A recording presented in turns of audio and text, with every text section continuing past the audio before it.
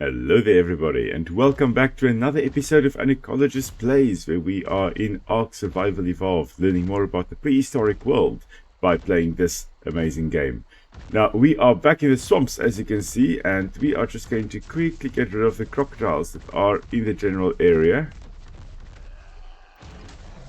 Like that Caprasuchus over there, and the piranhas as well. Because I want to tame some of the big old froggies that are in the area here, the Beelzebufo. Also need to get rid of the snakes, anything that could possibly interfere with us when we try to tame that little guy over there. Okay, I found the one frog that has that's the highest level, and that is this Beelzebufo over here, and we should now be able to trank it out. As long as we don't stay in the front, because they've got their long tongue that they would be able to use to shoot out at anybody that's too close to them in their front.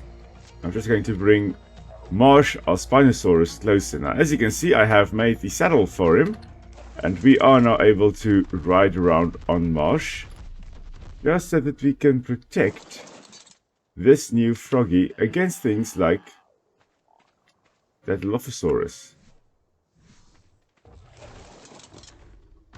that may decide that a little Beelzebufo would be a tasty snack.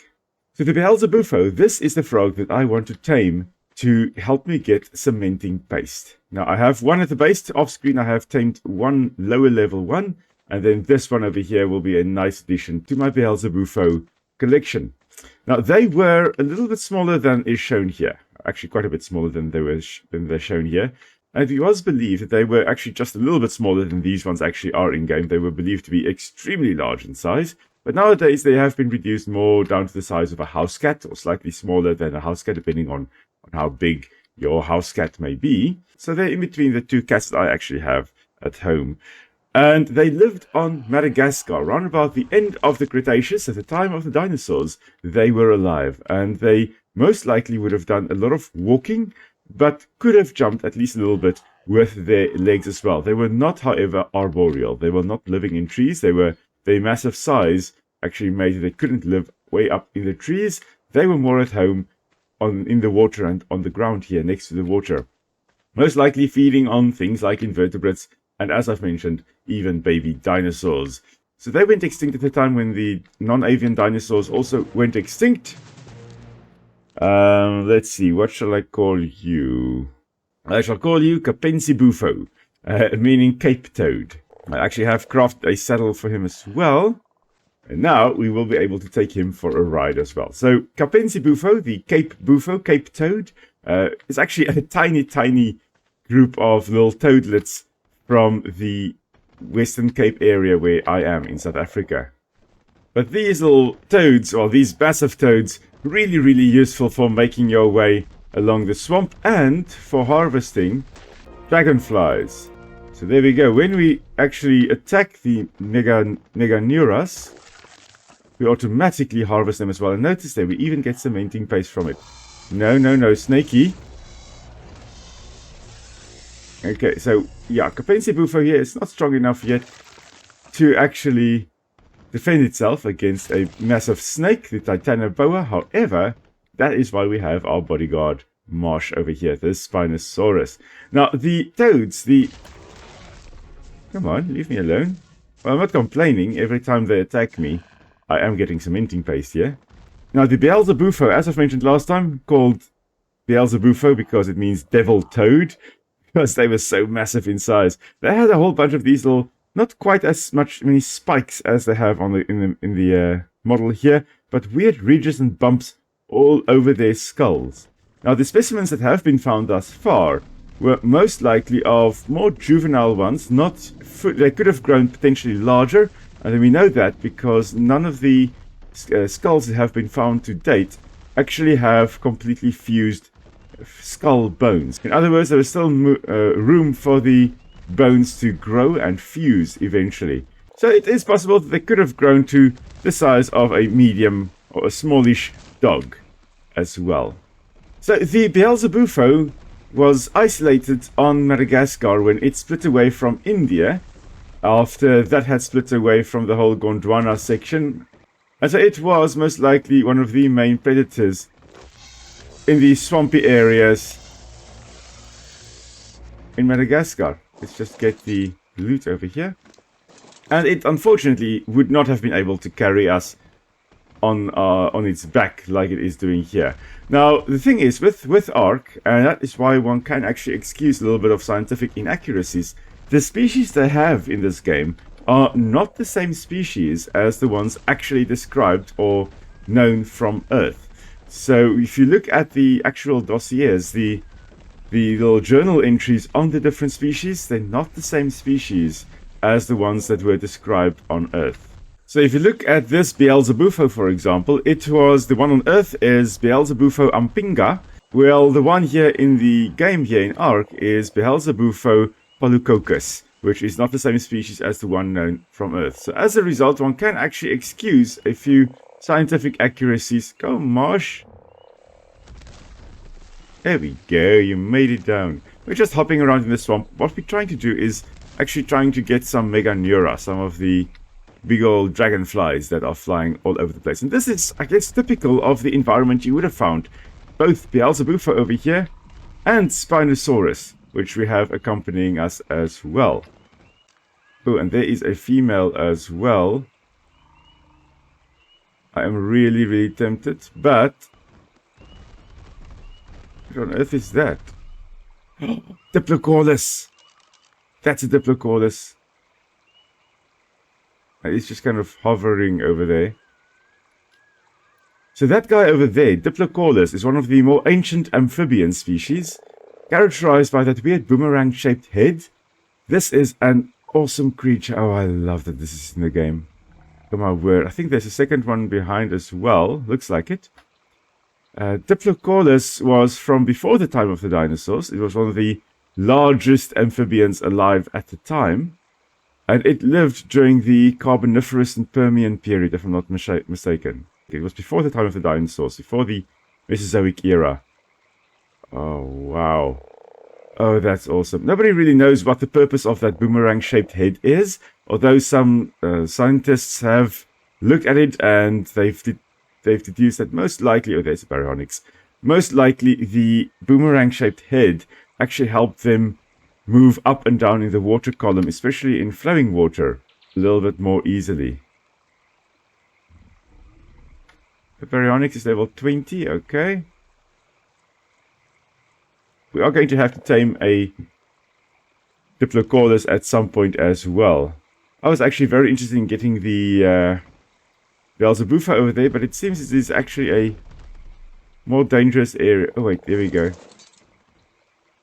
It's quite close. Oh man. I'm probably gonna die. Okay.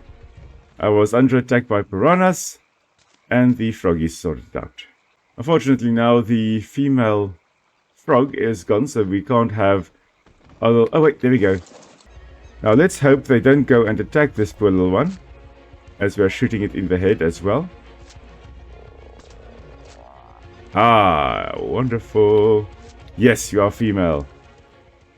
Okay, so we have our second Beelzebufo over here, with making the journey with us. And this one is known as Ampi, as in the species name of the Beelzebufo on Earth, Beelzebufo ampinga. We're just without the hinga. So we're just going to make our way along here. Now, the reason why I love the Beelzebufo in the game here, apart from the fact that it is actually in the game and it is gorgeous, you know, for an ancient devil frog. It is really gorgeous. Even the eye design is amazing. But you can use this as a very quick method to get cementing paste, because every time they attack something like the dragonflies here, they automatically harvest it and they create cementing paste in the process. And there's a Baryonyx.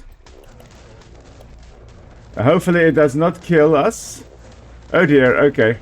Oh, sheesh. Right, so we had the Baryonyx, who was attacking us. And then while we were being attacked by the Baryonyx, we had the Sarcosuchus, the massive crocodile, also coming through. And you see, that is why we have our bodyguard with us. Marsh is here to protect us. But I am going to make my way back to the house now, back to the beach. And on the way, I'll get some more cementing paste, hopefully. And then I'm going to show you what we have at home. So as we are making our way to our beach house, you can see, of course, the Beelzebufo here using its hind feet to kick forward through the water. Like that there. That is, of course, how most frogs would be moving around in the water now. Some are better at it than others. Some frogs can't swim at all. In South Africa, for example, we do have the rain frogs, which are a group of frogs that if they get in the water, they can't get out. They can't swim, at least, so they have to crawl out somehow. And usually they're not that good at doing that. And here we have two of our little froggies.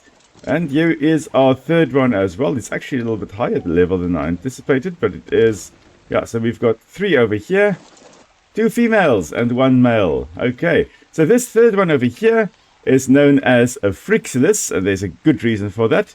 A Phrixilus is another genus of frogs found in South Africa, and one species in particular that I know very well, the Knysna leaf-folding frog, is found only in the southern part of South Africa at 8 sites in the world. It is actually quite rare, and it is very weird and beautiful at the same time. For one thing, it actually lays its eggs in a leaf and then rolls the leaf around it. Anyway, I'll get back to the leaf-folding frogs at some point as well in the future. But now, though, just note that the Spinosaurus here, currently walking on 4 legs, but you can also switch over to 2-legged modes, so being bipedal rather than quadrupedal. These two are evenly matched, and now they're both dead. But they would most likely have been able to walk quite easily on 2 legs, so you can also switch over to 4 legs in the game, though. One thing to note, at the top right corner, every time that you've been in water and you go out, you get a 30-second buff for speed and strength, and I think it reduces damage you take, or all kinds of things. So this actually promotes the playstyle of Spinosaurus living around swamps and rivers, actually trying to get you to play, to some extent at least, the way or in the area where this species most likely would have occurred. Really an awesome creature. You may also have noticed, as we're playing, that I have a bird on my shoulder.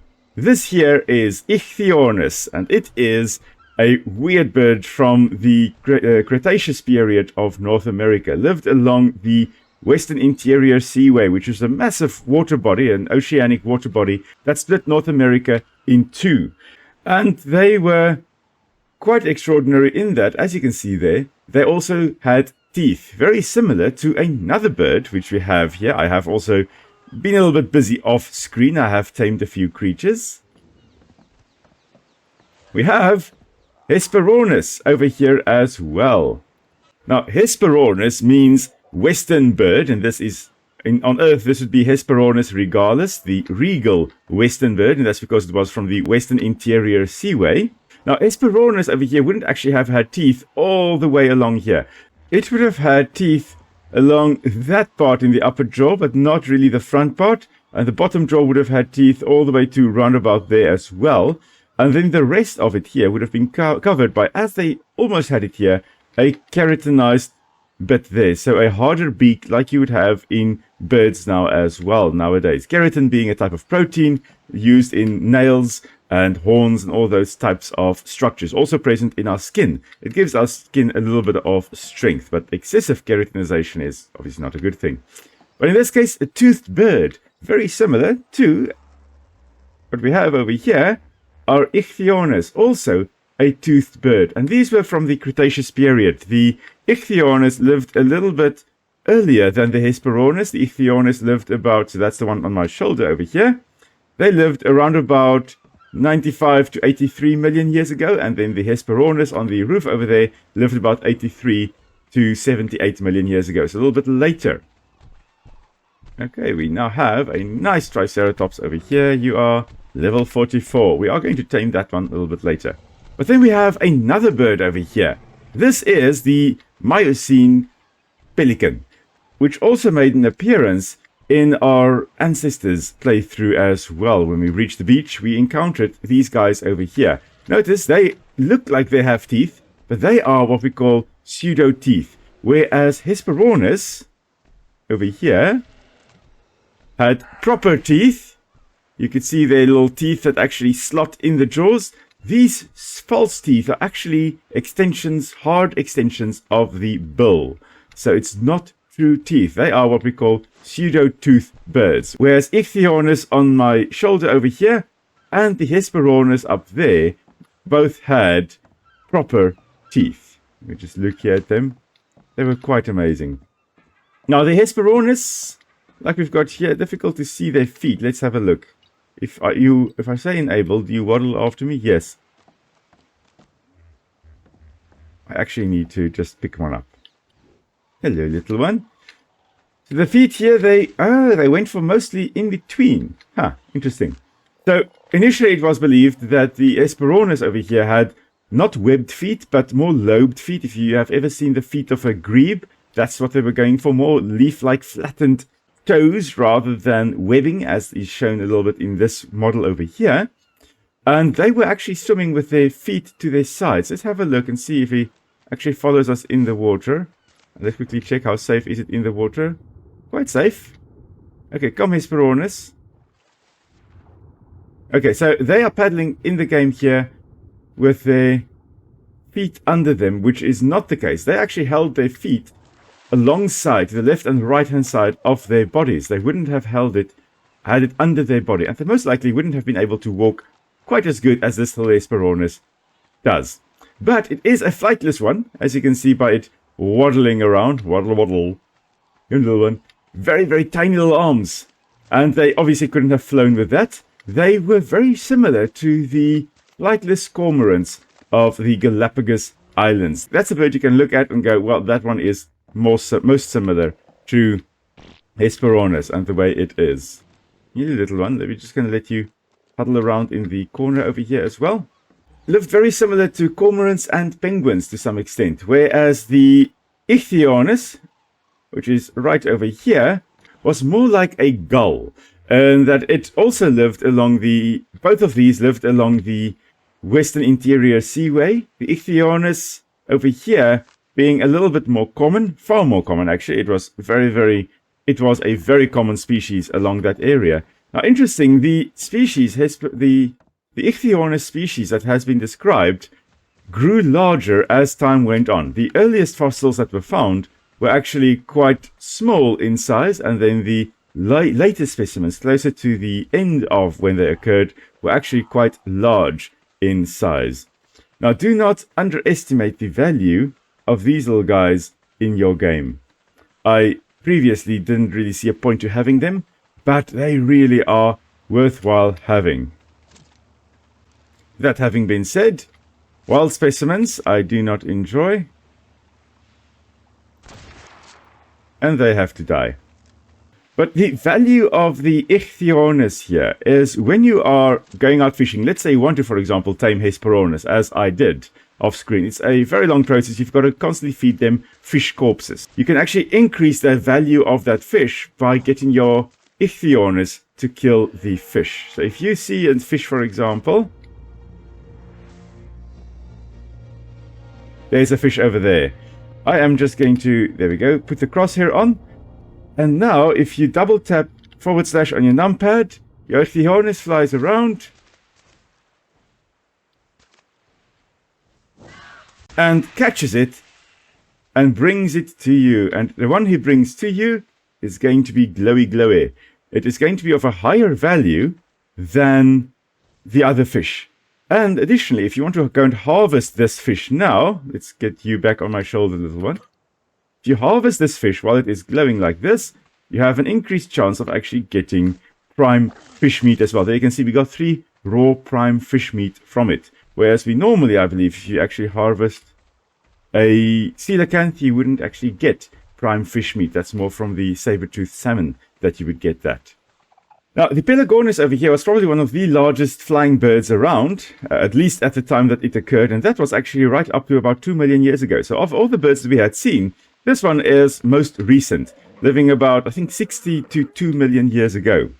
And they were pretty much all over the place, all over the world. You would have found some of these ones. One of the species was found in Africa as well, but they were mostly northern hemisphere, but they were also a little bit in the southern hemisphere. Now, their wingspan up to 6 meters, 5 or 6 meters, so that's 15 to 18 feet. Really impressive bird. That's double the size of the current largest flying bird, which is the wandering albatross at 3.2 meters, along with the Andean condor and marabou stork, all of them about 3.2 meters in size, about 11 or 12 feet in size. Even the smaller ones in the genus Pelagornis were about the size of the current albatrosses flying around. Now, what you'll also see me being busy constructing here would be the greenhouse. We are going to hopefully have the greenhouse up and running at some point, hopefully soon, but it is taking quite a lot of time to actually get that up and running. So there is quite a lot of things happening off screen, and I'll catch up with you guys again in next Friday's episode to see where we go from here. Just a reminder that I do now have a Discord server, though it has been slow to take off because I accidentally locked myself out of my own Discord server. So I will hopefully have that up and running, well, by today. And yeah, feel free to join that Discord server as well. Now, of course, because I do have a full-time job as well, which takes up a lot of time, and I'm only really able to do this after work, before work as well, so early mornings and late afternoons. I will check in, however, whenever I do have the opportunity. On Discord at the moment, there's only a few text channels, but I will at some point also have little special events where we actually have speech channels, voice channels as well, where you guys can actually get to talk to me as well and ask questions in person, to some extent, at least, virtually in person. And I'll be able to then talk to you directly. For now, however, little text channels, I think once a month I will have the event where we can actually chat in person in the voice chat as well. But that then does bring us to the end of today's episode, everybody. Thank you for joining me in the swamps here on the island, as well as with all the little birds that we've got, our Pelagornis, our Ichthyornis, and our Hesperornis way over there on our house. So until next time, everybody, stay safe. I will see you all soon.